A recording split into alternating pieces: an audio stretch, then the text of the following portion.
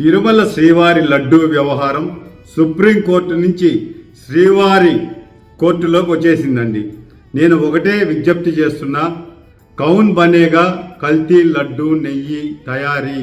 ఓ బాలాజీ, ఆ బోలే బాబాకు కౌన్ దియా టెండర్. ఆ వాటాలన్నీ కూడా ఎవరెవరు పంచుకున్నారో చెప్పాల్సిన అవసరం ఈరోజు సమయం ఆసన్నమైంది. ఓ బాలాజీ, ఈరోజు నేను ఒకటే విజ్ఞప్తి చేస్తున్నా, ఎవరెవరైతే ఈ లడ్డూ వ్యవహారాలలో చెయ్యి పెట్టారో వాళ్ళు అంగబలంతో, ఆర్థిక బలంతో, అహంకారంతో తప్పించుకోవచ్చేమో కానీ వెంకటేశ్వర స్వామి కోర్టులో మాత్రం తప్పించుకోలేరు. ఆయన కోర్టులోకి బాల్ వచ్చేసింది, ఆట ప్రారంభమైంది.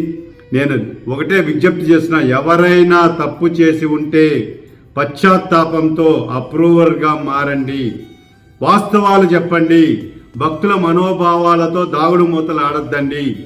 నేను ఒకటే విజ్ఞప్తి చేసిన, ఈరోజు మీరు లడ్డూని పెట్టుకొని రాజకీయం చేయాలనుకుంటే ఉన్న ఓట్లు పోతాయి, సీట్లు పోతాయి. వెంకటేశ్వర స్వామితో మాత్రం గేమ్స్ వద్దు. ఎవరు తప్పు చేసినా మనం తప్పించుకోవచ్చేమో కానీ ఆయన సన్నిధిలో వెంకటేశ్వర స్వామి కోర్టులో ఎవ్వరూ తప్పించుకోలేరు. ఒకరోజు వెనక ముందు